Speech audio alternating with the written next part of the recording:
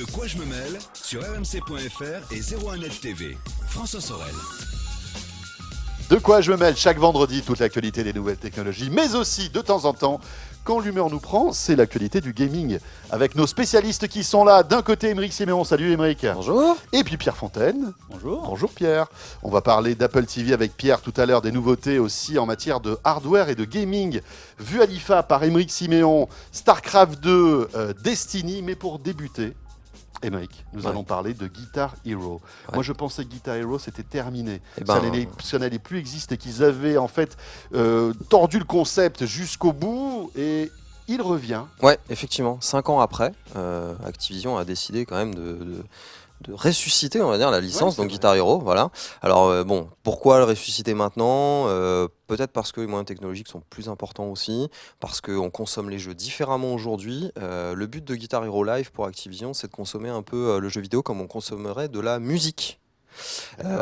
Donc en fait il y a un mode solo qui est très on va dire standard, sauf que par rapport aux autres versions, on est beaucoup moins dans le cartoon, on est beaucoup plus dans le live, puisqu'il s'appelle Guitar Hero Live. Donc en fait on joue devant une vraie foule, sur une vraie scène, avec des vrais groupes. C'est assez sympa, et puis surtout la vue est à la première personne, donc on le vit vraiment. Ouais, parce qu'on a l'impression les gens ils jettent les mains vers vous. C'est ça. Et tout. On a presque l'impression on pourrait tomates jeter aussi, sur la télé. Ouais, ils jettent des tomates et tout. La foule est très réactive. Alors j'ai eu la chance de jouer à la bêta et la foule est vraiment très réactive par rapport à ce qu'on va pouvoir faire sur scène. On est mauvais, on fait plein de pain, plein de mauvaises notes, ça commence à huer.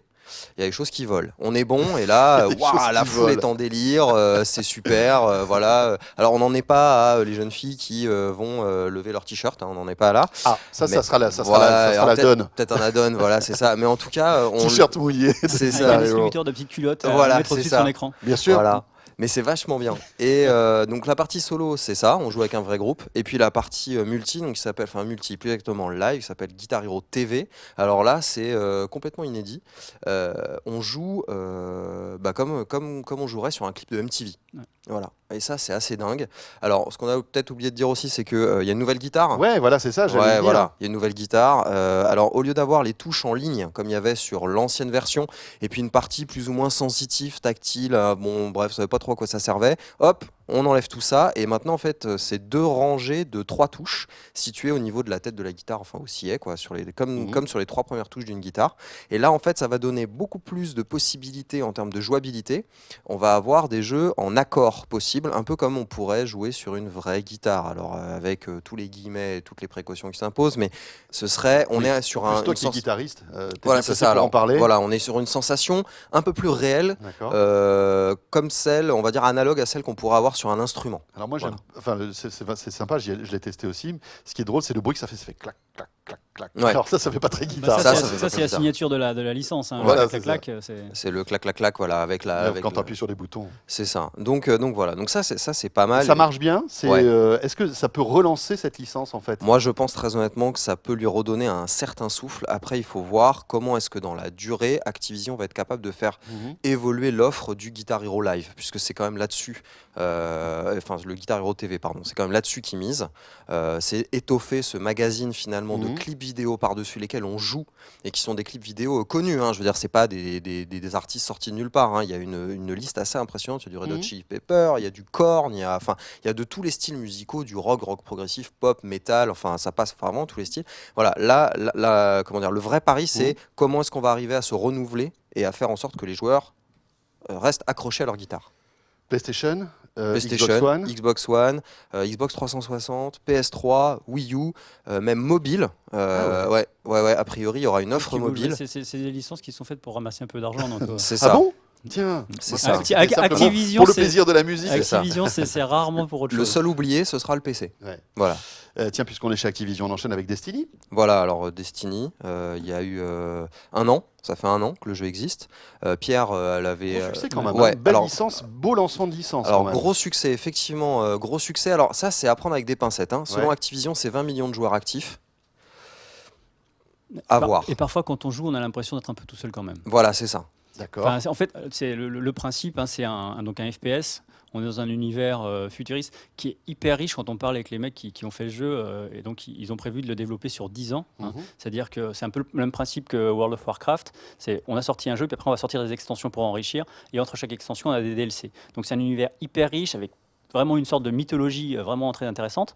Mais effectivement, là, ça fait un peu plus d'un an qu'il est sorti. Quand Et on vous se trouvez connecte, que ça met du temps à démarrer en online, c'est ça? Non, en fait, on joue à la fois seul et avec les autres. C'est-à-dire qu'on joue en ligne Ouais. et on peut se retrouver avec d'autres joueurs qui vont se connecter, enfin qui partagent la même aire de jeu, quoi. Donc on peut s'allier parfois ou se faire tirer dessus parfois. Ou voilà. Donc c'est une sorte de MMO qui dit pas son nom, quoi. Mais effectivement, c'est parfois un petit peu vide, surtout quand on planifie pas de jouer avec D'accord. quelqu'un particulièrement, quoi. Donc là, il y a le roi des corrompus qui sort. Voilà. C'est ça, voilà. C'est la première grosse Ne extension. donnons pas de nom, voilà. ce n'est pas un politicien C'est connu. ça. Non, non. Tu tutes pas de marque. Donc, ouais, c'est la première grosse extension faite du jeu qui sort. Alors, a priori, les développeurs la vendent comme étant limite un jeu à part. Bon, il va falloir quand même s'y atteler pour De voir un quoi peu je me si mêle c'est vrai sur ou si c'est RMC.fr pas vrai. Pour l'instant, et 01net très TV. honnêtement, j'ai pas encore eu le temps de m'y mettre. J'ai reçu la donne, mais voilà.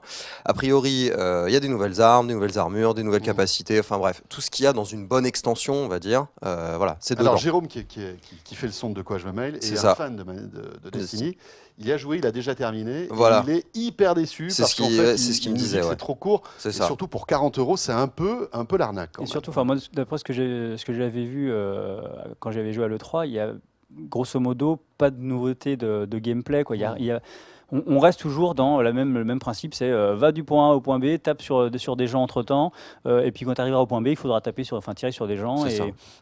J'ai l'impression que d'un point de vue du scénario, ils n'ont pas essayé d'apporter quelque chose ou de trouver des petits twists pour donner un petit peu envie. Mais bon, après voilà, ça c'est. Enfin, toujours c'est- selon c'est un peu Jérôme, le le jeu problème. se termine en un après-midi et le boss de fin. Ouais, a priori, voilà. Alors, plutôt je sais fastoche. qu'aujourd'hui, il y a le plus gros, il y a un raid multijoueur qui sort. Ouais. Normalement, c'était aujourd'hui qui était prévu. Donc, à voir si ça relance un peu l'intérêt aussi de la chose. À voir, quoi. Parfait. Apple TV. Oui, Apple TV, tout à fait. Alors, bon, là, l'Apple TV, on sait qu'Apple va lancer bientôt En de toute façon, octobre, a son priori, nouveau ouais. petit boîtier. Ouais. Il pousse le jeu beaucoup plus que sur la version précédente qui ne Bah, permettait pas de en jeu. fait, d'ailleurs. la nouveauté, ouais, c'est qu'ils ont. Alors, sur la version précédente, il y avait un espace de stockage, il y avait 8 gigas de stockage, mais qui n'était pas accessible à l'utilisateur. Il servait de mémoire tampon, en fait, pour quand on streamait du contenu, parce qu'on ne pouvait que streamer du contenu, on ne pouvait pas en stocker localement. Là, avec la nouvelle Apple TV qui a été donc annoncée le 9 septembre dernier, on a un espace de stockage de 32 ou 64 gigaoctets. Alors ça peut paraître, enfin je pense que ça pourrait être un petit peu short si on commence à télécharger beaucoup d'applications et notamment des jeux, parce qu'effectivement un des usages les plus intéressants, ça sera le jeu, et donc le jeu déporté sur son téléviseur. Donc grosso modo, l'Apple TV égale petite console de salon, et tout de suite on pense effectivement aux consoles Android qui ont connu Bien un sûr. succès plus ou moins important, la Wii A qui est montée en flèche et puis qui s'est écrasée ensuite. Donc voilà. On est d'accord qu'on ne joue pas du tout dans la même cour des consoles next-gen, Xbox Pour One, PlayStation 4, Wii U. pour l'instant, c'est pas du tout. On n'est pas du tout dans la même cours pour des raisons de puissance, bien sûr, de Même de catalogue de développement triple de A, jeux, quoi. d'éditeurs. De voilà. catalogue AAA. Et d'ailleurs, ça sera un des enjeux d'Apple. Oui. Apple a intérêt à attirer des gros éditeurs, ou en tout cas des éditeurs capables de sortir des gros jeux vachement beaux et qui font des licences qu'on décline ensuite, quoi.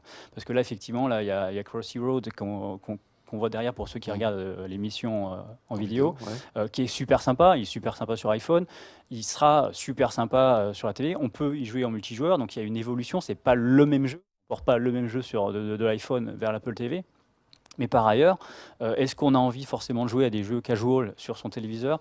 Pas forcément. Alors, il peut y avoir le côté un petit peu fun, comme on l'a vu avec la Wii. La Wii, ça a été une console casual qui a eu quand même un certain succet. Ça pue le Frogger quand même, de Ah bah, mon enfance en fait. Ah, mais ça, oui, non, mais c'est une version moderne de Frogger qui est, mais néanmoins addictive. Ouais, sympa. Donc voilà, donc c'est une nouveauté qu'il faut quand même avoir à l'œil, parce qu'on sait qu'Apple a réussi le pari du jeu sur mobile, enfin de l'App Store sur mobile, du jeu sur mobile, parce qu'il y a plus de 22% des applications sur son store qui sont des jeux.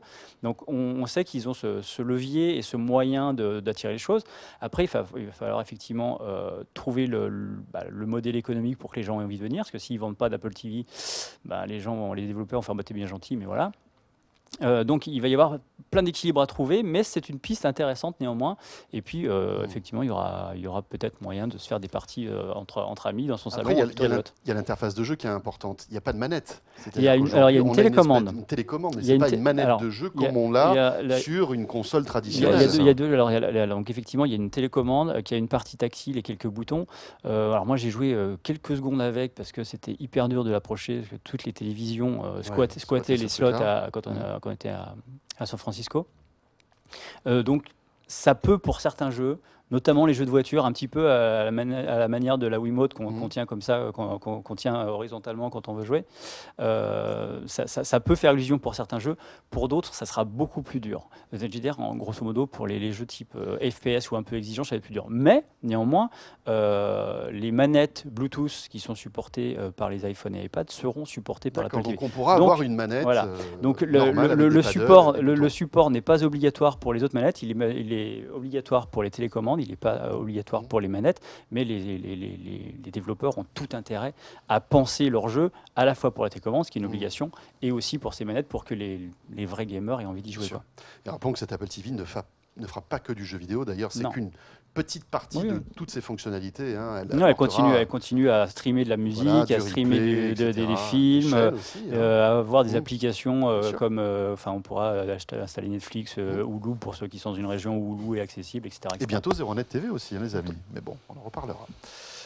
On revient sur on va dire le jeu un peu plus costaud. Avant d'attaquer toutes les nouveautés, on va dire gaming et que tu as pu voir à l'IFA, Ouais. Aymeric. Un mot Ouais. sur StarCraft. C'est 2. toujours difficile à dire. StarCraft 2, ouais. Ouais. Alors voilà, le attendu StarCraft comme 2, 3. voilà, StarCraft 2 3. Alors c'est 2 épisode 3, on va dire ça comme ça. Et donc voilà, le dernier épisode, donc Legacy of the Void, est annoncé pour le 10 novembre. Enfin, ça y est, on va enfin avoir la conclusion de l'épopée StarCraft 2. Donc là, on va prendre en main la troisième race du jeu. Donc les Protoss sont des extraterrestres ultra évolués. Bon, a priori, ça va pas mal castagner. Alors à la différence des deux premiers épisodes, enfin en tout cas de l'épisode charnière, donc l'épisode 2, il n'est pas nécessaire avec Legacy of the Void d'avoir les autres jeux pour pouvoir y jouer. C'est un standalone. Donc j'achète que celui-là et je peux jouer à la partie solo comme au multijoueur qui d'ailleurs donne lieu à des compétitions de grande Le envergure. multijoueur qui est enrichi, il y a des trucs Voilà, il y a des nouveaux qui modes. pourraient presque me donner envie d'aller me faire taper dessus en ligne. Tu vois. C'est ça, voilà. Typiquement, il y a le mode Archonte qui est assez rigolo parce qu'on peut gérer une base à 2 joueurs, une seule base, 2 joueurs. Pierre Ça, Fontaine, c'est Mazo, rigolo. mesdames, messieurs. C'est ça. Moi, je m'occuperai des fleurs, tu t'occuperas du reste. Voilà, c'est ça. Voilà. Toi, tu t'occupes de l'environnement. Deux Voilà. actions par minute. Ah, Donc pas ça, mal. c'est 10 novembre. Moi, personnellement, je bave. Voilà, Et donc, j'attends. on sait qu'à partir du 10 novembre, tu ne dormiras plus. Ah, de toute façon, fait, entre voilà, le c'est 10 ça. et le 20 novembre, je risque de pas beaucoup être là parce qu'il y a Legacy of the Void, puis il y a Star Wars Battlefront qui Aïe, sort, aïe, aïe. Assassin's Creed sur PC. Enfin Ouais. voilà, grosso modo, on va pas être trop là. Ça va être, c'est plus des valises sous les yeux, ça sera des containers Ah, en fait. complet. Chez complet. Aymeric. Des mal. Ça va être sympa. Et Pierre aussi, à mon avis, ça va être assez. Non, c'est pas. Non, il est sage. Rappelle-moi quand sort l'Apple TV. Non, en octobre. Ça va être sympa. Bon, alors, côté, on va dire, config que Ouais. tu as pu voir à l'IFA, Ouais. il y a du neuf en matière Ah ouais. de Il y a du- hardware pour Ouais, il le y a jeu. du lourd, ouais. Il y a du lourd, surtout que c'est le premier IFA, enfin en tout cas depuis le temps que j'y vais, c'est le premier IFA où j'ai vraiment l'impression que les constructeurs ont mis le paquet sur le gaming. D'habitude, le gaming, on en parle un peu en fin de présentation, et puis en fait, avec tous les autres PC et tablettes, on va sortir le PC gaming. Là, c'était le gaming, voilà ce qu'on fait, voilà ce qu'on a prévu, Toutes les etc. marques se mettent à une gamme Ouais. de PC gaming aujourd'hui. hein. C'est ça. Alors Asus, premier taïwanais sur la marque avec sa marque ROG, est très très connu dans le circuit. Donc eux, ils ont annoncé tout un tas de nouveautés, parmi lesquelles le G752, donc qui est un gros portable 17 pouces qui va succéder au Un ultra G751. portable. Voilà, c'est ça, un ultra C'est ça, portable oui. de 17 pouces. Qui Il faut va un diable pour le transporter. Ouais, c'est ça. Alors pas tant que ça. Finalement, je m'attendais à un gros machin, et en fait non, c'est assez fin pour un PC de jeu, on va dire ça comme ça. Donc donc le G752 qui succède au G751, ça commence à partir de 1600 €, ça monte. Alors là, Ça fait voilà, pour ceux qui nous voient, Simplement parce qu'on a des images là qui Ouais. alors alors font à baver, on l'écran, est d'accord. voilà. Alors à l'écran, malheureusement pour ceux qui voient pas, qui nous écoutent, Asus aussi a prévu de sortir un écran incurvé, pas tout à fait 4K, il fait du 3440 par 1400 par 1400. C'est un 21/9, courbe, mat, compatible avec une technologie Nvidia, qui grosso modo évite que l'image soit déchirée. Enfin bon, bref, truc de dingue. Et ça, pour l'instant, il n'y a pas le prix. mais c'est disponible début d'année prochaine. Quel que soit votre salaire, c'est 6 mois de salaire. C'est Voilà, ça. c'est ça. Alors après, dans un autre genre, chez Acer, pareil, autre taïwanais, plus gros qu'Asus quand même. Là aussi, Acer a ressuscité sa gamme Predator, PC portable, 15-17 pouces, tablette de jeu 8 pouces, un téléphone qui va arriver, alors on ne sait pas quand, mais qui va arriver spécialement dédié au jeu, et aussi des écrans. Alors pour les ordinateurs portables, on va commencer à 1500 € et on ira jusqu'à 2300 € pour les 15 pouces, et pour les 17 pouces, son prix de départ 1700 €, et on va monter jusqu'à 3300 €. Donc chez Acer, un gros pari, parce que Acer n'a pas l'habitude de commercialiser des PC très chers comme ça. Donc voilà, ils auront aussi une tour dans leurs écuries, un écran courbe aussi, voilà. Et c'est bon tout ça pour le game. Je pense que pour le. Et l'écran courbe, c'est juste que pour les téléviseurs, ils nous avaient dit ça nous immerge. Là, c'est la même chose. Oui, alors le claim, courbe, c'est ça. Voilà. Enfin, grosso modo, Mais c'est vrai que comme on est près de l'écran, là, j'y crois un petit peu plus. En fait. Bah, alors effectivement, l'écran on y incurvé. est. On est immergé, et puis en même temps, on ne l'est pas tout à fait. Mais j'avoue que l'image, enfin en tout cas moi sur l'écran Asus, m'a bluffé. Sur l'écran Acer aussi, elle est jolie, mais j'avoue que l'écran Asus m'a vraiment tapé dans l'œil pour le coup. Je dirais pas qu'on est plus immergé dans le jeu. En tout cas, on a effectivement un plus large angle de vision sur ce qui se passe un peu aux alentours du personnage, et ça donne un petit peu de relief à l'action, voilà, en prenant le relief on va dire avec des pincettes, voilà. Mais Aymeric et Pierre, c'est plutôt une bonne nouvelle tout ça, parce que si les constructeurs se mettent à sortir leur gamme de, on va dire, de PC gamer, est-ce qu'à terme il va pas naître une concurrence qui fera un petit peu baisser les prix? Alors On les peut pas prix imaginer les prix sont déjà assez bas en fait, quelque part. Là on a parlé que des gros flagships, des gros mastodons, mais ce qu'il faut voir c'est que chez Acer, comme chez Asus typiquement, ou comme chez Lenovo aussi, autre chinois, il y a des prix de départ qui sont assez bas sur certaines configs, on va dire pour les joueurs occasionnels, le casual gaming. Donc chez Acer, ce sera pas du Predator, ça va s'appeler du V-Nitro. Chez Asus, on va rajouter une petite lettre dans la référence, ça va être du GL500 ou du GL700. Et chez Lenovo, ça va être du Y50, Y70, et pas Y500, Y700, beaucoup plus musclé. Ça, c'est des machines qui existent. Et aujourd'hui, prix de départ, c'est entre 8 et 900 €. Donc finalement, pour pouvoir jouer à des petits jeux sympas, même à jouer aux derniers jeux, mais pas à fond, mais je vais pouvoir y jouer un peu, on n'est pas obligé complètement de casser le cochon ou d'aller braquer une banque pour s'offrir un joli Est-ce que PC. ce sont des configurations qui sont évolutives, c'est-à-dire je mets 800 au départ et je vais pouvoir remettre à jour facilement ou pas? Tout dépend. Si c'est du portable, c'est Tout dépend. Alors portable, c'est de plus en évidemment, plus mais possible en fait. Aujourd'hui, c'est une vraie demande qu'ont les constructeurs de la part des utilisateurs d'avoir des configurations qui vont être évolutives, à minima. On s'entend. Rajouter un peu de mémoire, changer par exemple, ajouter ou changer le disque dur pour un SSD. Ça va être sur le casual gaming, ça va être ça. Non, ça aujourd'hui c'est quasiment pas possible, et surtout avec ce qui arrive. Alors malheureusement, pas trop en dire, mais avec ce qui arrive, ce sera d'autant moins possible, mais on va avoir un vrai gap, un vrai up sur la puissance de nos PC portables. Et ça arrive quand, l'année prochaine? Non, ça va arriver très vite. Mais malheureusement, un peu lié par le secret, on peut pas tout dire, mais voilà. Mais ça va arriver. Oui, sortez-moi les chaînes. Moi, je suis pas tenu par les billets, je vais tout balancer. Sortez-moi les chaînes et les pieux. C'est ça. On va le faire parler. Nous avons les moyens, Aymeric. J'espère bien.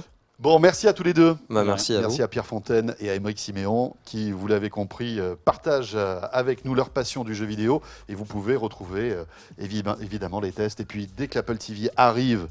on sera plus là. Non, voilà, c'est ça. Mais il faudra quand même faire un petit test. On a plein de séries à regarder et plein de jeux à tester. Voilà, c'est ça.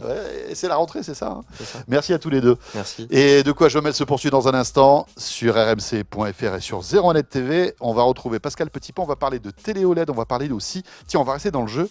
On a pu essayer le fameux casque, le masque Morpheus de Sony, qui est quand PlayStation même VR maintenant. Voilà, PlayStation Attention, VR, changer de qui est nom. quand même assez impressionnant. On va en parler dans quelques instants. Donc, à tout de suite. De quoi je me mêle sur rmc.fr et 01net TV.